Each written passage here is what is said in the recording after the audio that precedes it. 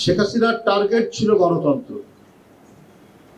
গণতন্ত্রের পক্ষে কথা বলা এবং তার গদির জন্য নিরাপত্তাহীন হওয়ার কোনো কাজ হলে সেটা কণ্ঠের প্রতিবাদী হোক আর সেটা অন্য কোনো কর্মসূচি হোক, তার কোনো কিছু করার অধিকার ছিল না।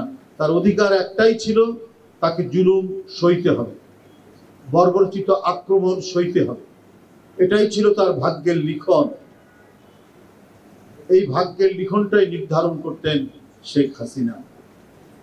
যাই হোক, আজকে একটি মুক্ত পরিবেশ, একটি ধর্মীয় উৎসবের দিন। আমরা ছোটবেলা থেকেই এই রথযাত্রার জন্য অপেক্ষা করতাম, কারণ এই দিন রাজশাহীতে এই বড় রাস্তার দুই ধারে মেলা বসত। নানা যেমন খাদ্য সামগ্রী ছিল, তেমনি ছিল নানা আসবাবপত্রের দোকান, খাট, আলনা, এগুলোর মেলা বসত।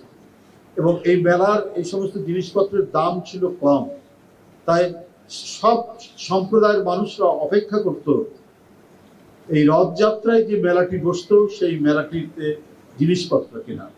তাই আমি আগেই বলেছি, কোনো উৎসব কোনো বিশেষ সম্প্রদায়ের হতে পারে না। হয়তো সম্প্রদায়ের নিজস্ব ধর্মীয় উৎসব হতে পারে, কিন্তু সেখানে প্রবেশের অধিকার সকলের রয়েছে।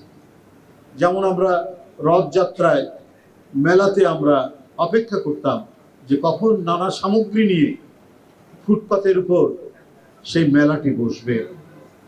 এবং এখন এটা ঢাকায় হয় কিনা জানি না, আমরা দেখতাম যে রথযাত্রা যদি শুরু একটা মেলা, তার 7 দিন পরে উল্টো রথ বলতো।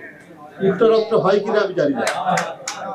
আচ্ছা, যাই হোক, এটা অবশ্যই একটি ধর্মীয় উৎসব।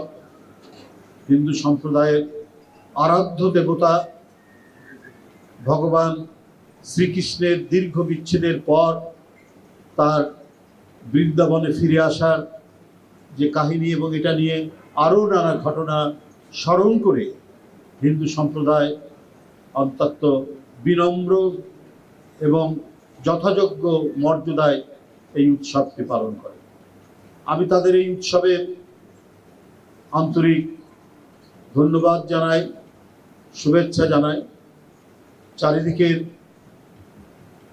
যে কঠিন রাজনীতি আমরা 16 বছর পার করে এসেছি, এখন আমরা প্রত্যাশা করছি একটা সামনে ভালো রাজনীতি হবে।